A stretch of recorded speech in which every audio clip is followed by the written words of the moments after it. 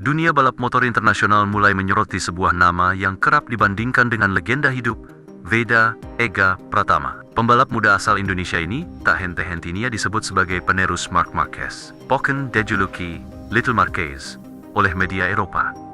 Pujian ini bukan tanpa alasan, melainkan lahir dari gaya balapnya yang agresif, berani, dan penuh perhitungan yang sangat mirip dengan sang maestro Repsol Honda. Gaya balap yang mengingatkan pada seorang legenda.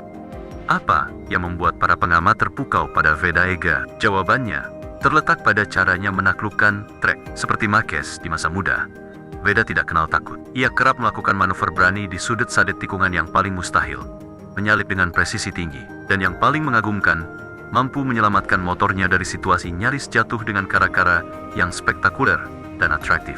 Kemampuan ini bukanlah kebetulan, melainkan buah dari bakat alamiah dan kerja keras yang telah diasah sejak ia masih kecil.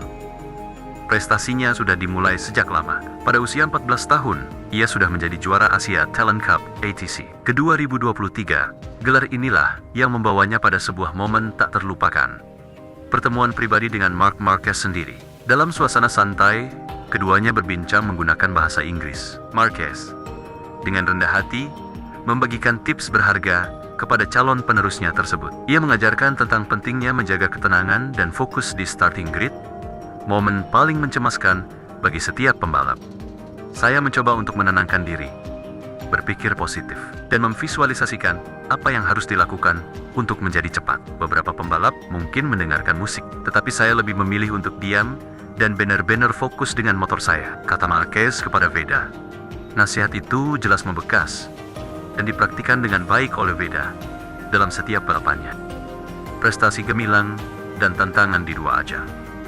Jadwal Veda Ega pada akhir 2025 sangat padat dan penuh tantangan. Ia akan bertanding di seri penentu Red Bull MotoGP Rookies Cup di Misano pada pertengahan September, sebelum melanjutkan ke seri kelima FIM Junior GP di sirkuit yang sama seminggu kemudian. Dua seri penutup Junior GP akan digelar di sirkuit Catalunya dan Valencia pada Oktober dan November.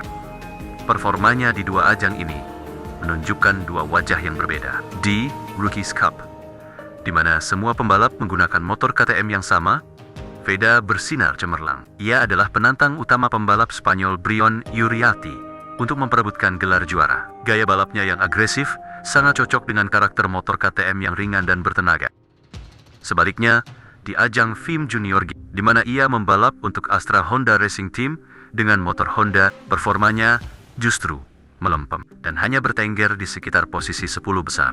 Banyak pengamat yang menyoroti ketimpangan ini dan menyimpulkan bahwa faktor motor memainkan peran sangat besar. Para pembalap yang konsisten berada di posisi 5 besar di Junior G, termasuk Brion Uriarte. Semuanya menggunakan motor KTM.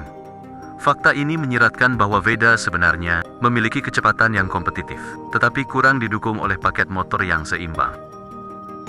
Di lirik KTM, pintu menuju Moto3 terbuka lebar. Prestasinya yang konsisten di Rookies Cup dengan motor KTM tidak luput dari perhatian pabrikan Austria tersebut. Kabar kuat menyatakan bahwa KTM sangat tertarik untuk merekrut Veda dan membawanya ke ajang Moto3. Peluang itu sangat nyata. Regulasi FIM memberikan pengecualian usia bagi pembalap yang berhasil finish di 3 besar klasemen akhir. Rookies Cup atau Junior Cup mengizinkan mereka untuk berlaga di Moto3 di usia 17 tahun. Veda Ega Pratama akan berusia 17 tahun tepat pada the 23rd of November 2025, menjadikan jendela kesempatan ini sangat mungkin terwujud.